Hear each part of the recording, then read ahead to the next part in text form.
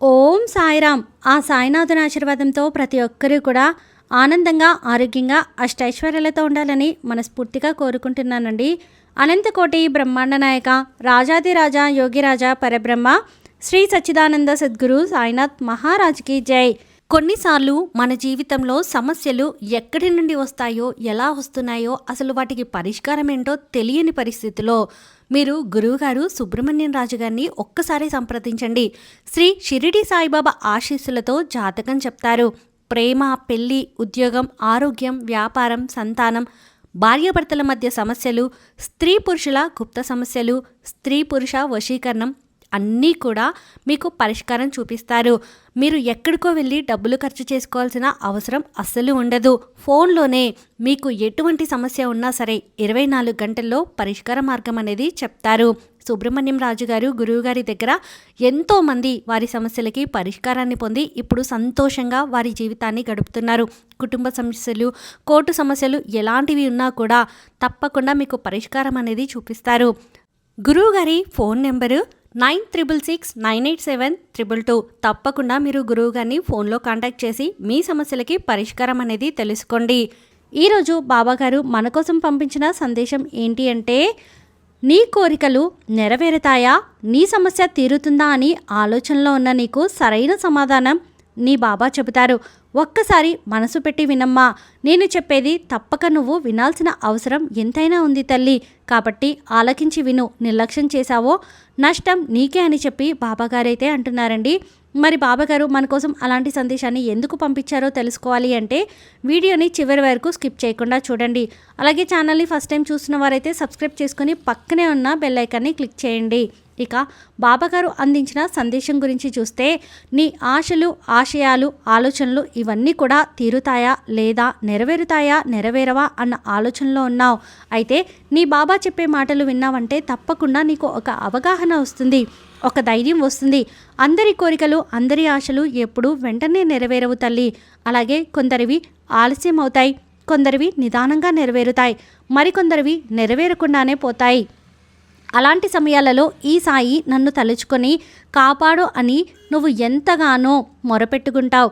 అయినా కూడా నీ కోరిక తీరలేదు అన్నప్పుడు, బాబా నన్ను పట్టించుకోవడం లేదు, బాబాకి నేనంటే ఇష్టం లేదు, నా కోరికలు తీర్చడం లేదు అంటే నేను ఏదో తప్పు చేశాను, నాకు ఎందుకు ఇంత శిక్ష, నాకు నా కోరిక నెరవేరితే అసలు నెరవేరుతుందా లేదా అన్న విరక్తులు నువ్వు కూరుకుపోయావు కదా. అలా ఎప్పుడూ అనుకోవద్దమ్మా. ఆశలు పెట్టుకొని ఆ ఆశలు తీరలేదంటే ఎంత కష్టంగా ఉంటుందో ఈ బాబా అర్థం చేసుకోగలడు. తమ తమ కష్టాలు తీరలేదు అంటే ఈ బాబా మీద నమ్మకం కొద్ది కొద్దిగా తగ్గిపోతుంది. కానీ అలా ఎప్పుడూ కూడా ఈ బాబా భక్తులు ఆలోచించకూడదు. దుఃఖంలో ఉన్నప్పుడు అలాగే ఆలోచింపచేస్తాయి కూడా. అది నేను ఒప్పుకుంటానమ్మా. కానీ ఇలా జరగకుండా ఉండాలంటే ఏం దారి ఉందో తెలుసా తల్లి? నాకు నువ్వు ఇంకా దగ్గర కావాలి. ఎవరు దూరం చేయలేనంత దగ్గర కావాలి. ఏ పరిస్థితిలోనైనా నమ్మకం పోగొట్టుకోలేనంత దగ్గర కావాలి. కానీ ఒక్క విషయం నువ్వు తెలుసుకోవాలి. ఒక్కొక్కసారి కోరికలు నెరవేరి తీరాలి, నమ్మకం రావడం లేదు అన్నప్పుడు కోప్పడి, నమ్మకం లేనట్టు మాట్లాడడం, విరక్తిగా ఉండడం, విరక్తి చెందడం, ఈ బాబాని తిట్టడం, అలాగే నిన్ను నువ్వు తక్కువ చేసుకోవడం అనేది చేస్తూ ఉంటావు. అలాంటి పరిస్థితిని తెచ్చుకోవద్దు. కొన్ని సంకటమైన పరిస్థితులను ఏర్పరుస్తుంది. నాకు నిన్ను దూరం చేసే పరిస్థితి నేను ఆమోదించను. కానీ ఇప్పుడు నీ ఆశలు, నీ కోరికలు నెరవేరునా, నీ సమస్యలన్నీ తీరిపోవునా అని అడగబోతున్నావు కదా.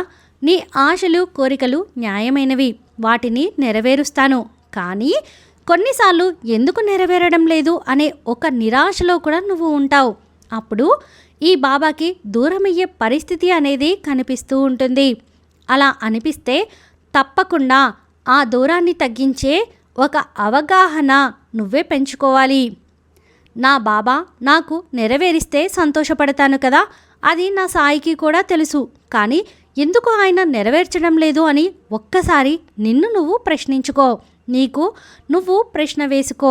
ఒక్కసారి ఆలోచన చెయ్యి. నిజమేంటో నీకే తెలుస్తుంది.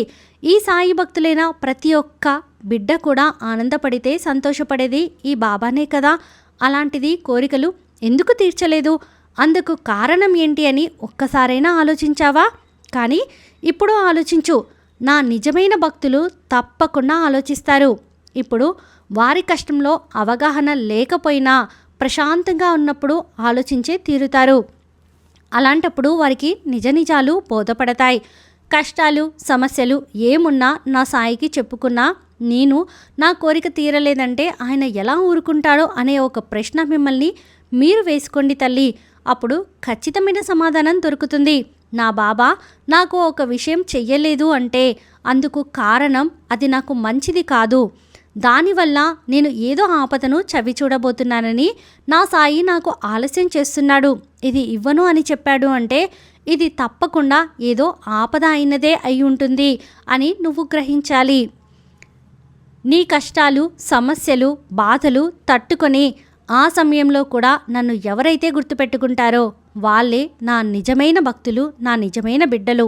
కష్టం వచ్చినప్పుడు తలుచుకొని సంతోషం వచ్చినప్పుడు మర్చిపోయి దూరంగా ఉండేవాళ్ళు అలా ఉండరు. ఈ విషయం నువ్వు తప్పక తెలుసుకోవాలి.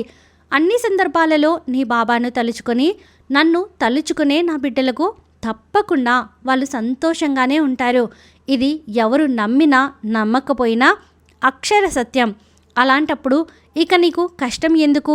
ఈ సాయి బిడ్డవైన నువ్వు నీకే చెప్తున్నాను తల్లి, నువ్వు ఖచ్చితంగా నమ్ముతున్నావు కదా. అలాంటప్పుడు నువ్వు దిగులు పడాల్సిన అవసరమే లేదు. దిగులు పడాల్సిన అవసరం ఎందుకు ఉంటుంది? నీ బాబా నీకు అవసరం లేకపోతేనే కదా ఆ విషయం ఇవ్వలేదు.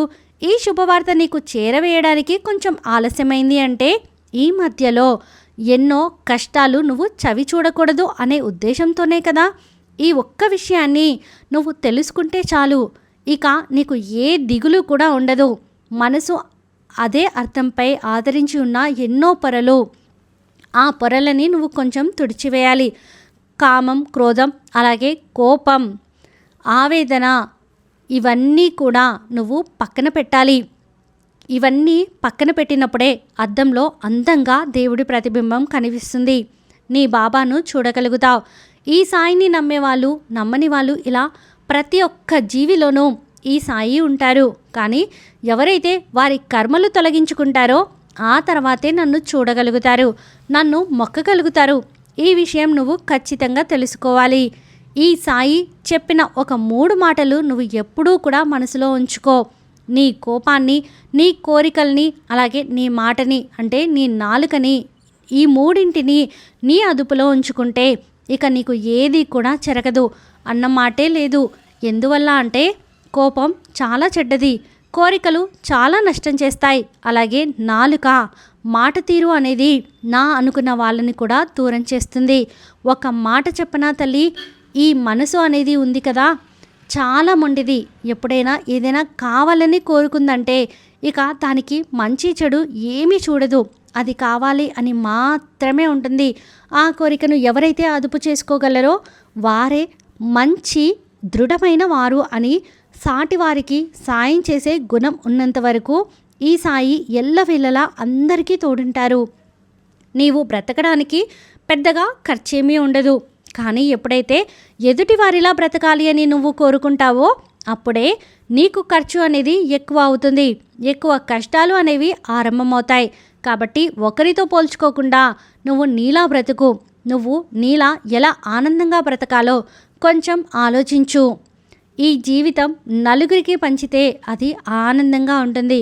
నలుగురిని బాగు చేసి నలుగురు నిన్ను మెచ్చుకుంటే అది ఇంకా సంతోషంగా ఉంటుంది. అలాగే నలుగురు నిన్ను గుర్తుంచుకున్నారు అంటే నువ్వు ఎంతో మంచి చేశావని అర్థమవుతుంది. కాబట్టి ఇక మంచి అనే మాట నీకు చెప్పనవసరం లేదులే.